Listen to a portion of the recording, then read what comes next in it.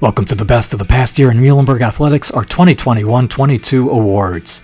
Our male milestone of the year, with this floater against DeSale, senior Dan Gaines scored his 1,000th point. He's the 37th 1,000-point scorer in Muhlenberg men's basketball history, and he did it in only 62 games. And 1,000 for the men, 1,000 for the women. With this kill against Bryn Mawr, junior Emma Eglinton became the 11th player in Muhlenberg volleyball history to record 1,000 assists. The male performance of the year, sophomore baseball player Jonathan Toth hit 3 home runs and set a school record with 13 total bases, driving in 7 runs in a win against New Jersey City. 3 home runs, how about 3 goals? Junior Noemi DeCory has the female performance of the year with this hat trick and a 3-2 win at Stockton, the first hat trick for the women's soccer team since 2011. Best performance by a senior on Senior Day will split this up for baseball between seniors Trevor Verno and Danny Monzo of the baseball team. In the Mules doubleheader sweep against Johns Hopkins, Verno had 4 hits in the first game, Monzo 4 hits in the second game. And for volleyball, best performance on Senior Day, Megan Ray with 7 kills, 4 aces, a block, and a career-high 15 digs in a 3-0 sweep of Lebanon Valley. Top performance in the loss by a male, junior James Dalamonte, tying a Centennial Conference playoff record with 7 goals. He also had 9 points in the Mules Centennial Conference semifinal loss to Gettysburg. Top performance in the loss by a female, senior Margot Aeropre for the women's basketball team, scoring a career-high 28 points, pulling in 10 rebounds, and blocking 2 shots in an overtime loss to Ursinus. Top performance in the postseason by a male, Ty Akdag of the men's soccer team in the ECAC Championships, scored a point in all 3 wins, 2 goals, 5 assists. He was named tournament MVP. He had a goal and 2 assists in the final.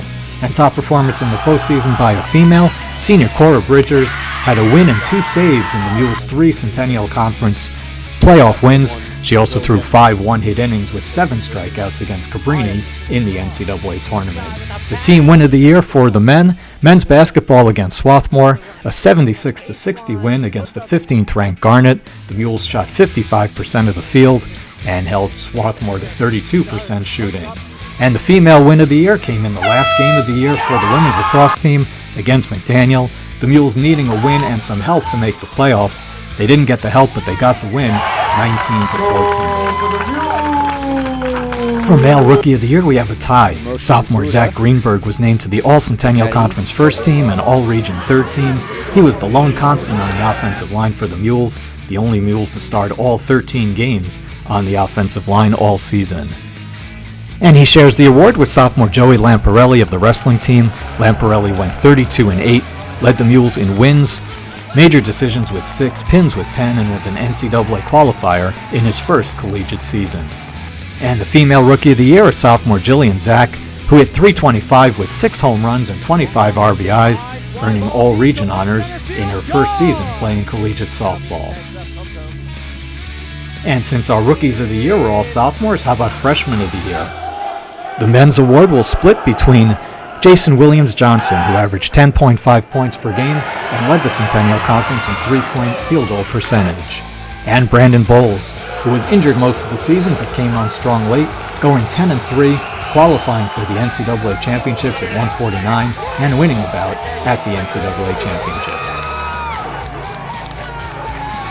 And our female freshman of the year is two-sport athlete Erin Jackson, who earned all-region honors with the distance medley relay team in indoor track, finished 7th in the Centennial Conference in the 800 outdoors, and also scored a goal while playing all 15 games for the field hockey team. Male breakout athlete of the year, we have 2. In his first season as a starter, sophomore Matthew Regan earned all Centennial Conference first team and All-America honorable mention, helping the men's lacrosse team lead the Centennial Conference in fewest goals allowed. And baseball pitcher Quinn Rovner, after earning only 1 win and pitching only 16 1/3 innings as a sophomore, went 6-3 with a 3.17 ERA, earning all-region honors. Female breakout athlete, more of a reinvention. Former jumper Karin Farizzi reinvented herself as a thrower. She finished 2nd on the Mules all-time performance list in both the weight throw and the hammer. Record breaker of the year is senior Michael Feaster, who caught 104 balls for the football team, shattering the previous mark of 77. He's the first player in Centennial Conference history to reach triple digits in receptions in a season.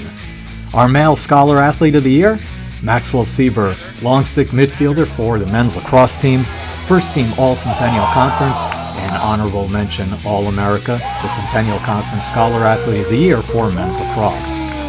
And our female Scholar Athlete of the Year is the Centennial Conference Scholar Athlete of the Year for track and field, NCAA qualifier in cross country Mariella Vola. She finished third in the Centennial Conference in the steeplechase and also broke the school record.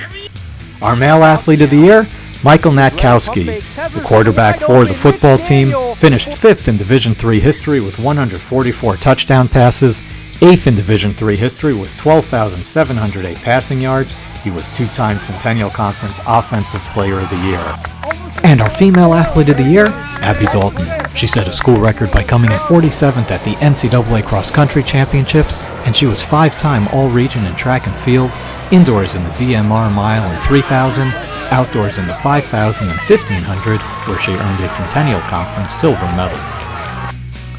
Our men's team of the year is the football team. The Mules won their third straight Centennial Conference Championship and advanced to the quarterfinals of the NCAA tournament for the third consecutive season.